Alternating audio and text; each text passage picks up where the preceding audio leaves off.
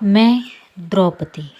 जब धर्म की सभा में अधर्म बोल उठे, जब वीर पुरुष मौन रह गए और एक नारी की अस्मिता को पैरों तले कुचला जाने लगा, तब एक स्त्री ने पुकारा, हे कृष्ण, अभी तुम ही मेरे लाज हो। ये कहानी एक क्षण की जब संपूर्ण ब्रह्मांड स्तब्ध था और श्री कृष्ण ने लाज बचाई, धर्म की, नारी की और इंसानियत की। ये है पांचाली की चीरहरण।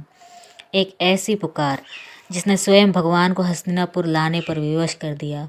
वो स्त्री जो अग्नि से जन्मी थी, जिसे खुद पृथ्वी भी संभाल न सकी, जिसकी तकदीर में लिखा था राजमहल भी और जंगल की धूल भी, जिसका आत्मसम्मान उसके खुले बालों में बसता था।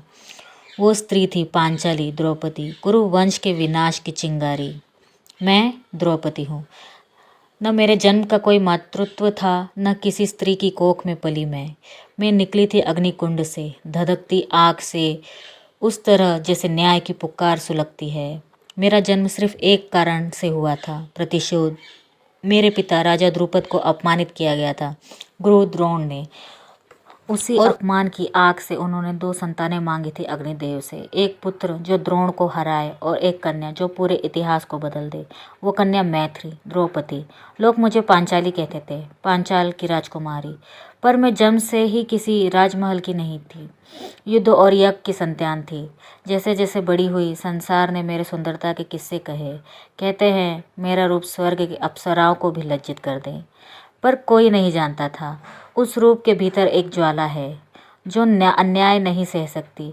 फिर आया मेरा स्वयंवर। पृथ्वी के सबसे शक्तिशाली राजा आए। एक धनुष को चढ़ाना था और लक्ष्य को भेदना था, पर वो कोई सामान्य धनुष नहीं था, शिव का दिव्य धनुष था। कई राजाओं की गरिमा झुकी और तब एक ब्राह्मण वेशधारी युवक ने लक्ष्य भेदा। वो अर्जुन था। हाँ, वही अर्जुन, पांडवों में सबसे प्रिय। पर जब मैं उनके साथ पहुंची, तब उनकी माता कुंती ने बिना देखे कहा, जो भी लाए हो 5 में बांट लो। और तभी नियति ने मुझे 5 पतियों की पत्नी बना दिया। हाँ, मैंने 5 बार विवाह किया, युधिष्ठिर से, भीम से, अर्जुन से, नकुल से और सहदेव से। हर रात एक रानी बनी, हर सुबह एक बहन। कभी भी पूर्ण पत्नी नहीं बन सकी किसी एक की। मुझे एक स्त्री बनकर जीने का अधिकार नहीं मिला। हर रिश्तों ने मुझे धर्म निभाना था, पर कोई भी धर्म मेरे मन के मौन को नहीं समझ सका।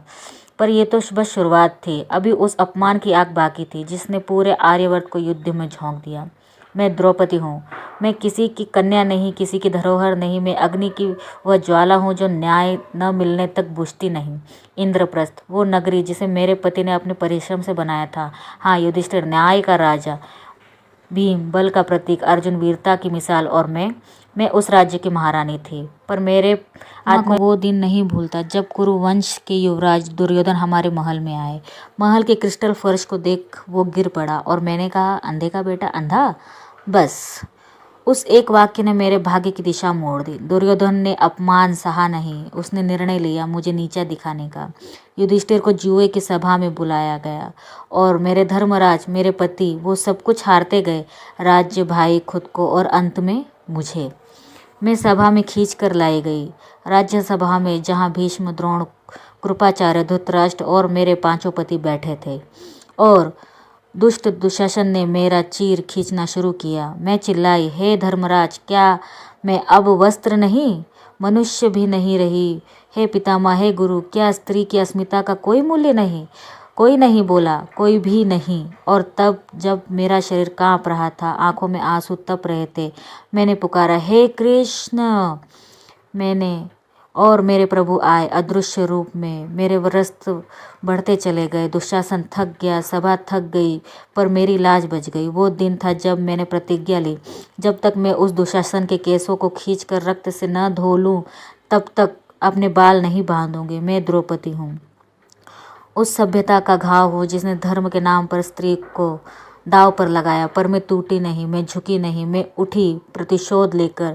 उस सभा के बाद हम पांडवों को वनवास मिला। क्यों? क्योंकि मेरे धर्मराज ने दोबारा दाव खेला और हार गए। मैं चुप थी, पर भीतर से जल रही थी। हर दिन मेरे खुले बाल हवा में प्रतिशोध की गांठ फैलाते। हर रात मेरे आंसू आग बनकर मेरी आत्मा को तपते। वो वनवास सिर्फ भूखा प्यासा का नहीं था, वो मेरी आत्मा की परीक्षा थी। वो मेरे धैर्य की तपस्या थी। हर दिन मैं अपनी प्रतिज्ञा को दोहराती, जब तक दुशासन का रक्त मेरे हथेली पर न लगे मैं अपने बाल नहीं धोऊंगी। और फिर वो दिन आया जब धर्म की पुनः स्थापना के लिए महाभारत का युद्ध छिड़ा। कुरुक्षेत्र, जहाँ रिश्ते भुला दिए गए, जहाँ भाई भाई के विरुद्ध खड़ा हुआ। मैंने श्री कृष्ण से कहा, हे माधव, युद्ध हो और ऐसा हो कि नारी के आंसू का हिसाब लिया जाए। दुर्योधन का अहंकार चूर हुआ। भीम ने दुशासन की छाती चीर दी और उसका लहू मेरे सामने लाया गया। मैंने कांपते हाथों से वो रक्त उठाया और अपने खुले केशों में लगाया और कहा, अब मेरे बालों को शांति मिली है। पर ये विजय मीठी नहीं थी। ये लहू मेरे अपमान का मूल्य था। इसमें धर्मराज की चुप्पी भी घुली थी। भीष्म की मजबूरी और गुरु द्रोण की नज़रें झुकी हुई थी। मैं द्रौपदी हूँ, जिसने अपने आत्मसम्मान के लिए पूरे राजवंश को हिला दिया। मैं एक औरत हूँ, पर जब अपमान होता है तो मैं चंडी भी बन सकती हूँ और काली भी। महाभारत के बाद मैं महारानी बनी, पर वो ताज भी मेरे लिए राख सा था। मेरे आंसू सब अब भी बहते थे, क्योंकि मैं बहुत कुछ खोया था। मैं द्रौपदी हूँ और मैं हर उस नारी की आवाज़ हूँ जिसकी इज्जत समाज ने मौन देखकर लूटी थी। महाभारत समाप्त हो चुकी थी, रक्त बह चुका था, घाव बह गए थे, धर्म की स्थापना हो गई थी, पर मेरे भीतर का शोक कभी समाप्त नहीं हुआ। मैंने अपने पुत्रों को खोया, उन्हें जो मेरी गोद में खेले थे, उन्हें जो युद्ध में मारे गए। कौन सी विजय थी यह? पर मैं टूटी नहीं। मैं पांडवों की रानी बनी, पर राजमहल की चकाचौंध ने मेरे अंदर की चिता को बुझाया नहीं। मैंने राजसिंहासन पर बैठकर भी वो दिन याद रखे जब मेरी साड़ी खींची जा रही थी और मैं बस कृष्ण की ओर देखी जा रही थी। समय बीतता गया। एक दिन सब छोड़कर हम पांडव हिमालय की ओर चल पड़े, मोक्ष की यात्रा पर।